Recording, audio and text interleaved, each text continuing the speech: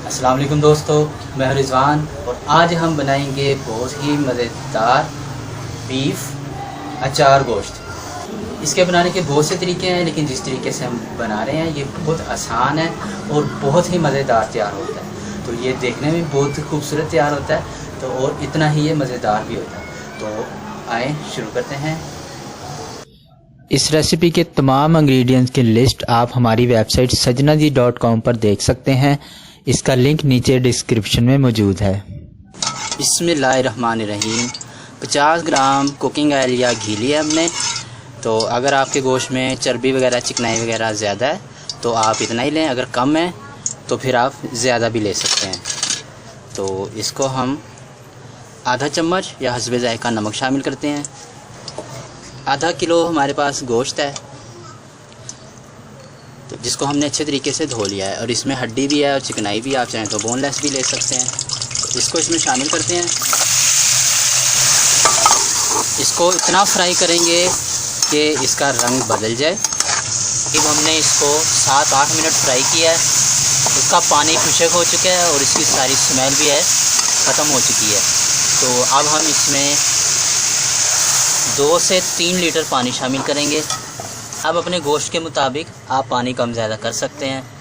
इतना पानी शामिल करना है कि हमारा गोश्त गल जाए और पानी करीब खुश्क हो जाए। तो इसको हम ढक के रख देंगे इसके गलने तक। जब तक गोश्त हमारा गल रहा है हम मसाला बनाते हैं इसका। तो ये 200 ग्राम हमने दही लेनी है।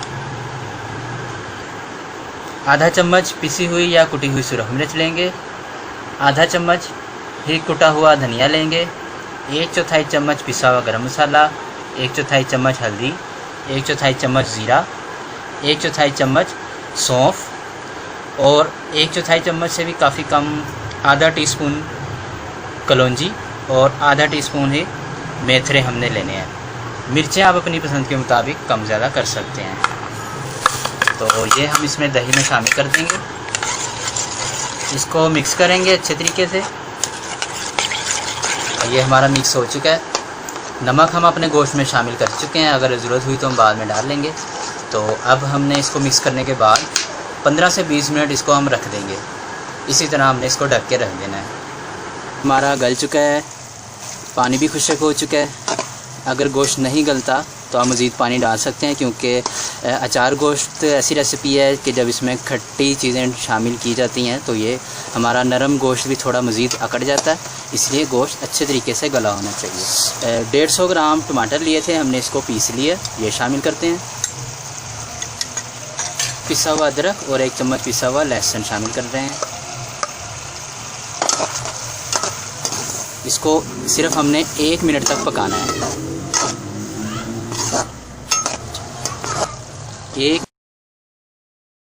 इसके बाद इसमें हम 2 चम्मच नींबू का रस शामिल कर रहे हैं। सिर्फ तैयार किया था वो भी शामिल करेंगे।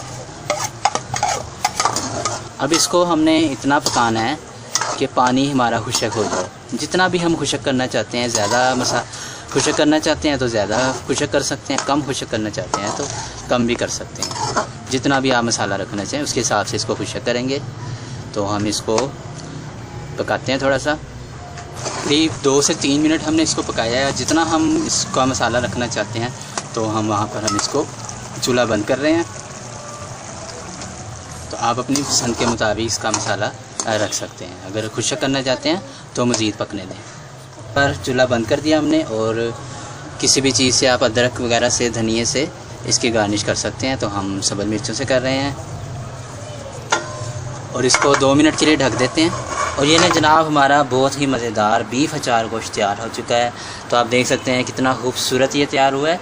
जितना ये खूबसूरत तैयार होता है इतना ही ये लजीज़ भी है। आप इसे ज़रूर ट्राई करें और हमारे वीडियो को लाइक करें, शेयर करें, नए आने वाले चैनल को सब्सक्राइब करें। दुआ में याद रखिएगा। अल्लाह हाफिज़।